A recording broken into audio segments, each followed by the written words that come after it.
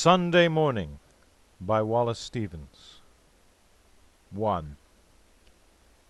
Complacencies of the peignoir, and late coffee and oranges in a sunny chair, and the green freedom of a cockatoo upon a rug mingled dissipate the holy hush of ancient sacrifice. She dreams a little, and she feels the dark encroachment of that old catastrophe as a calm darkens among water lights. The pungent oranges and bright green wings seem things in some procession of the dead, winding across wide water without sound. The day is like wide water, without sound, stilled for the passing of her dreaming feet over the seas to silent Palestine, dominion of the blood and sepulchre. 2. Why should she give her bounty to the dead? What is divinity if it can come only in silent shadows and in dreams? Shall she not find in comforts of the sun, in pungent fruit and bright green wings, or else in any balm or beauty of the earth, things to be cherished like the thought of heaven? Divinity must live within herself. Passions of rain, or moods in falling snow, grievings in loneliness, or unsubdued elations when the forest blooms, gusty emotions on wet roads on autumn nights, all pleasures and all pains, remembering the bough of summer and the winter branch. These are the measures destined for her soul. 3. Jove in the clouds had his inhuman birth. No mother suckled him, no sweet land gave large-mannered motions to his mythy mind. He moved among us as a muttering king, magnificent, would move among his hinds, until our blood, commingling, virginal, with heaven, brought such requital to desire the very hinds discerned it in a star. Shall our blood fail, or shall it come to be the blood of paradise? And shall the earth seem all of paradise that we shall know?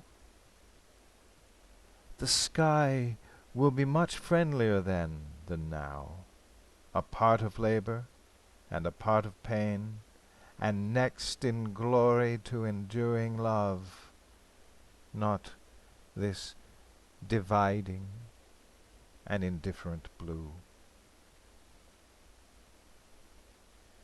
4. She says, I am content when wakened birds, before they fly, test the reality of misty fields by their sweet questionings. But when the birds are gone, and their warm fields return no more, where then is paradise?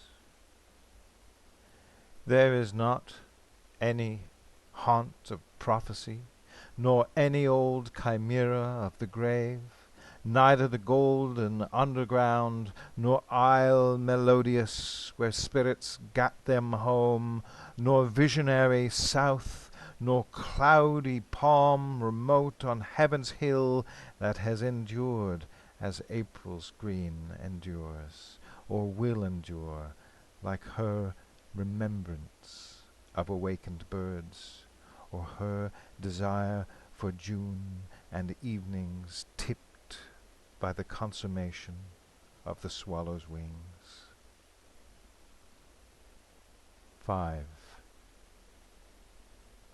She says, but in contentment I still feel the need of some imperishable bliss. Death is the mother of beauty. Hence from her alone shall come fulfillment to our dreams and our desires. Although she strews the leaves of sure obliteration on our paths, the path sick sorrow took, the many paths where triumph rang its brassy phrase, or love whispered a little out of tenderness. She makes the willow shiver in the sun, for maidens who were wont to sit and gaze upon the grass relinquished to their feet. She causes boys to pile new plums and pears on disregarded plate. The maidens taste and stray impassioned in the littering leaves. 6. Is there no change of death in paradise? Does ripe fruit never fall? Or do the boughs hang always heavy in that perfect sky, unchanging, yet so like our perishing earth, with rivers like our own that seek for seas they never find, the same receding shores that never touch with inarticulate pang? Why set the pear upon those river banks, or spice the shores with odours of the plum? Alas, that they should wear our colours there, the silken weavings of our afternoons, and pick the strings of our insipid lutes. Death is the mother of beauty, mystical, within whose burning bosom we devise our earthly mothers waiting sleeplessly. 7. Supple and turbulent, a ring of men shall chant in orgy on a summer morn their boisterous devotion to the sun, not as a god, but as a god might be, naked among them like a savage source. Their chant shall be a chant of paradise, out of their blood, returning to the sky, and in their chant shall enter voice by voice the windy lake wherein their Lord delights, the trees like seraphim, and echoing hills that choir among themselves long afterward. They shall know well the heavenly fellowship of men that perish and of summer morn, and whence they came and whither they shall go, the dew upon their feet shall manifest. 8. She hears upon that water without sound a voice that cries, "The tomb in Palestine is not the porch of spirits lingering, it is the grave of Jesus where he lay."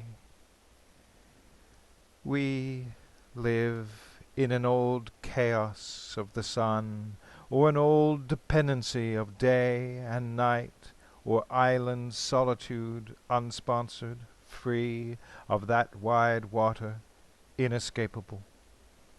Deer walk upon our mountains, and quail whistle about us their spontaneous cries. Sweet berries ripen in the wilderness, and in the isolation of the sky at evening casual flocks of pigeons make ambiguous undulations as they sink downward to darkness on extended wings.